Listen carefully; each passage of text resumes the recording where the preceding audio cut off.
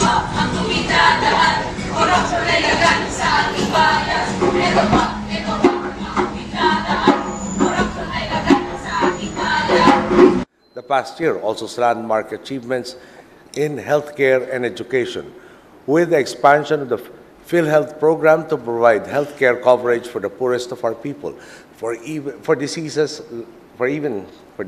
like breast cancer and childhood leukemia. As well. Kanina kasi naganap itong State of the Health Address. Ano bang grupo ang nagsagawa nito? Ito pong State of the Health Address, ito po ay dinaluhan ng Pungtongan P. Umili, Health for the People Brigade at ng Inabuyog Gabriela. Ito po ay naglalayon na maipakita at mapaalam sa mamamayan ng Metro Baguio kung ano ba ang tunay na kalagayan ng kalusugan sa loob ng 4 na taong panunungkulan ni Noynoy Aquino. Ano nga ba ang kalagayan ngayon ng health natin dito sa Pilipinas?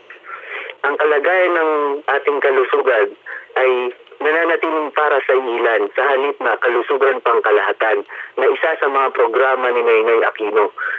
Sa kaalaman po nating lahat ng mga tagapakinig, nananatili itong 7 sa 10 nagkakasakit na Pilipino ang namamatay nang hindi man lamang nakakakita o nabibigyan ng medical na atensyon. Ito pinakamainit na issue para sa ating kalusugan, ang public-private partnership. Ito ay nagdudulot ng perwisyo, pabigat at pahirap sa mamamayan. Dahil sa halip na dagdagan ng budget pangkalusugan, ay binukas pa nito ang mga pampublikong ospital para sa ganap at tuloy-tuloy na pagtuksa sa pribado ng mga pampublikong ospital. Ang kalusugan pangkalahatan ni Noynoy Aquino ay hindi sa katuparan. Sa halip kalusugan para sa ilan. Dahil nananatili po ito sa 10 nagkakasakit ang namamatay nang hindi nakakita man lang o nabibigyan ng medical na atensyon. Makikita mo po natin na para sa ilan lang ang kalusugan sapagkat ang budget natin para sa kalusugan ay nananatiling mababa. Ganyan. Ang sabi nila may PhilHealth naman. Ilang basatan ang may PhilHealth dito? Lahat ba tayo ay may PhilHealth? Hindi rin, baka PhilHealth. Ayan, baka PhilHealth. PhilHealth po ang sagot ng Noynoy Aquino para makover ang lahat ng gastusin medical. Pero ang sinasabi po natin, yung sinasabi po nilang zero billing policy ay hindi po naisasakatuparan, hindi po nangyayari. Hindi po totoo na wala ka nang babayaran at babayaran na ng PhilHealth ang iyong lahat ng gastusin. Kinig tayo sa ating puso at isipan. Huwag natin hayaan ng mga korap na opisyal na ito ng PAP, ng PIDAP man yan ay makinabang lamang sa ating pera. Habang papalapit ang State of the Nation Address ni Pangulong Noynoy Aquino, lalong umiinit ang ulo ng mga militanteng grupo. Hirit nila, walang pagbabago sa 4 na taon niyang pwesto. Walang nakikitang pagbabago ang kababaihan saan mang parte yan, sa health or sa trabaho. Pagdating sa serbisyong pangkalusugan, 60 sentimo lang ang laan para sa bawat Pilipino.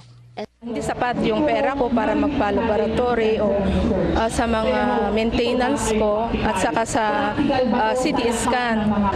Noynoy Aquino, pumunta po tayo sa ating mga pampublikong hospital at tignan natin ang mga kalagayan ng ating mga pasyente. Lalo raw pahirap sa mga residente ang House Bill 6069 o an Act of Creating National Government Hospital Corporations o ito ang pagsasailalim sa mga ospital sa Public-Private Partnership o PPP program sa tingin ng mga militanteng grupo.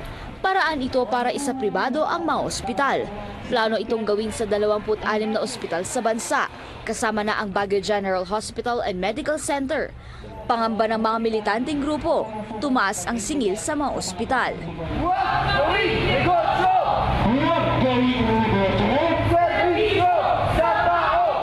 Kontra rin sila sa Administrative Order 2008-2009 ng DOH o ang No Home Birthing Policy. Pangamba nila na mas maraming inausanggol sa Cordillera ang mamamatay. Mahirap na pumunta yung mga kababaihan sa mismong sentro pa ng bayan. So ang hinihiling namin, instead na ipagbawal ang panganganak sa loob ng bahay or ng community, i-train nila, tulungan nila yung mga traditional birth attendants. Sa datos na nakuha ng Inabuyog Gabriela, may 96 health centers sa Cordillera. Sa 1,176 na barangay, 566 lang ang may health stations. Kaya sana raw ay dagdagan ang pondo at magpatayo ng health facility sa mga liblib na lugar sa Cordillera. Nabara akablao kadatay amin nga dati kakabsat. Kaya't liman nga ibingay ti-issue ti privatisasyon. Dagiti pampubliko nga ospital. Dagiti pampubliko nga ospital. Ti privatisasyon kat dikta iti World Bank kag International Monetary Fund kat no mapapaspas kano apo ti panagbayad ti utang ti pagilian tayo. Ti privatisasyon kag may sa awagas ti gobyerno ang miklik iti responsibilidad na kadagiti umili.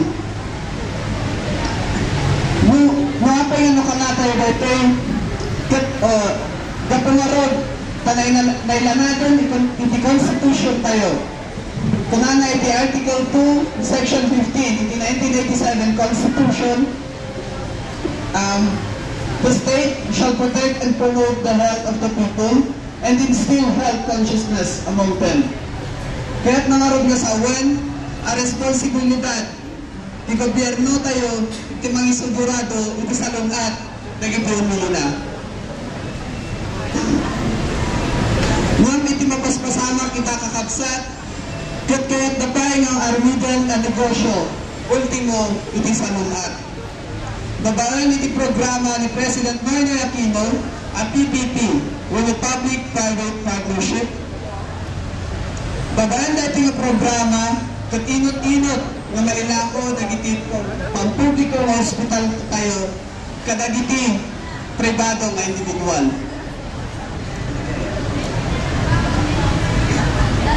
Kapagsak, adak, ito'y no, ipadanong paglan, ipanakikay kaysa, iti empleyado, iti Baguio General Hospital and Medical Center, iti sangsangon na corporatization, iti BGHMC. Inyap, kaya ko sa awanda ito'y, kantayo ko mga tingatunada nga, titinirmaan da ng corporatization, kuthaan nga da ito'y privatization. May samot lang tikayat na nga sa uwan data corporatization. Ipaima ga iti pribado nga sektor, iti hospital. Nung na ipaima iti hospital, iti pribado nga sektor, nagnamangan tayo, nga karunaan iti kapanunutan da kag profit.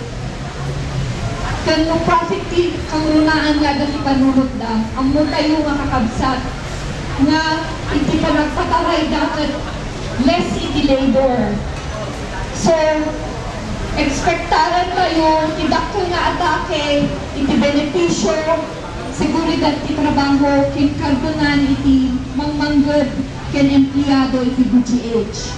Kaya kulamad nga basaan lagay, nagduma nga effects iti corporatization, iti naduma-duma hospital iti Manila, tapno maamuan tayo, na-expect tayo, na iti mapasamak iti BGH, lalo pa dagiti empleyado na once na maipagnaday na privatization.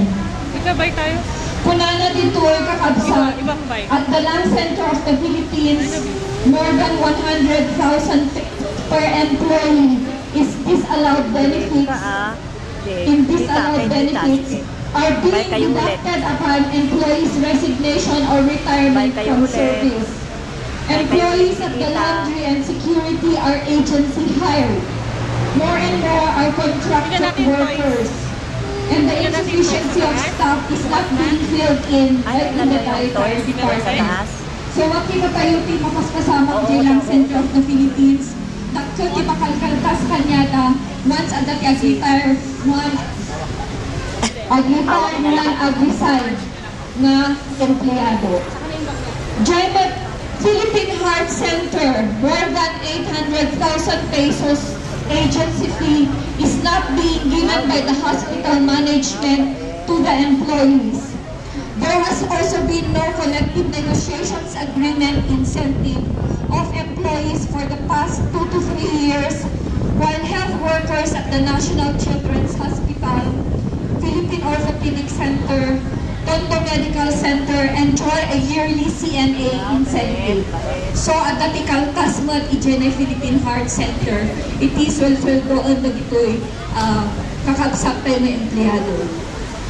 Ichaimat National Kidney Transplant Institute at dati 17,000 worth of benefits nahangamain itid empleyado. In a span of 10 years, management rejected negotiations with the union. There have been intense repression of rights of health workers in unionizing and organized action. Kakapsat, dahil ito'y makikita tayo nga sangwan po, iti kakapsat tayo nga trabaho dyan Baguio General Hospital and Medical Center. Isa po ulit sa mga sinasabi po ng ating Secretary of Health na Suona. Sabi na nakakuha daw po ang Department of Health ng 3.3 billion pesos from the GAP na gagamitin para sa pagpapaganda ng ospital, pagbili ng mga gamot ng mga mamayang Pilipino, at isa sa mga pagbigay ng kaluturang halagahan para sa PhilHealth program. Pero ang tanong ko sa inyo, na narito sa Baguio, kayo po ba, nafe-feel niyo po ba ang sinasabi nilang 3.3 billion pesos na pinunta ng Secretary of Health ng Department of Health? Ang tanong ko sa inyo, kayo ay palaging nakikinig ng TV. Kahit tayo ay isang mga ordinaryong Pilipino, lahat tayo na ospital. Ang ating mga kapatid, mga anak, mga magulang at parte ng ating pamilya ay napupunta ng ospital. Ang tanong ko sa inyo, handa ba kayong makita ang inyong mga kaanak na namamatay sa inyong harapan dahil wala kayong pangbayad sa serbisyo ng isang ospital? Sapat na po ang 4 na taon para tayo ay humusga. Sapat na po ang 4 na taon para sabihin natin na nararapat lamang na ikulong si Noynoy Aquino kasama ng kanyang mga baboy.